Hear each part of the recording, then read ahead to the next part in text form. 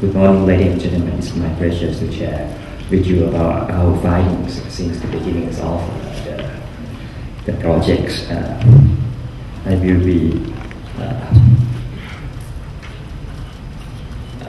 kind of intermediary agents to report on the development that our colleagues from national statistical agencies which engaging on science, technology, innovation, statistics has been worked together since March 2009. So this report is developed from the comments and suggestions from the regional expert during science and technology indicator workshop in Bangkok, as was sponsored by ACUNet and UNESCO. A number of experts on science and technology indicator from ASEAN countries gathered and discussed the development status of science and technology indicators in representative countries. The report particularly is focused on 5 founding ASEAN members, or ASEAN 5 in particular, which include Indonesia, Malaysia, Philippines, Singapore, Thailand, and including Vietnam. According to the availability of the series of science, technologies, and innovation indicators and current involvement with ACUNet. Let me begin with the review. Southeast Asia's science and technology infrastructures and its innovation system are diversified and less developed by order.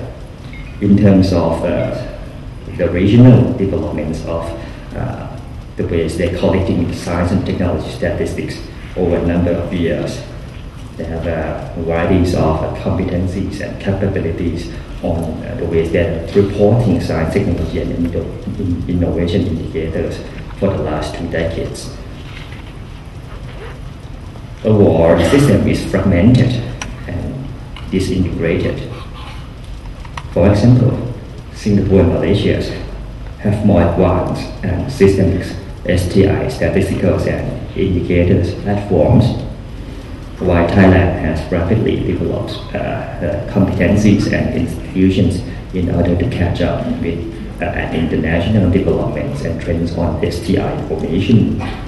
Indonesia and Vietnam, with limited resources and capabilities, have slowly rebounded and restructured their system to reach international standard, while the rest of ASEAN members nations are just entering into the early stage of learning and applying science, technology, innovation service activity at the beginnings of the 2000s.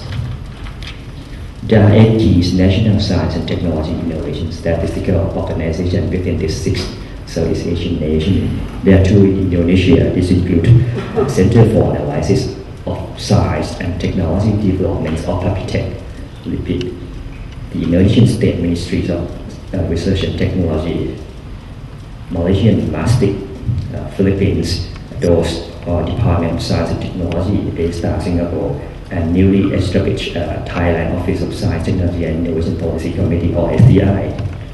Vietnam has at least 2 organizations that's engaging on science, technology, innovation, indicator, and statistics, which are National Centers for Scientific and Technological Information on Statistics, and NISPAS, or National Institutes for Science and Technology Policies and Strategy Studies.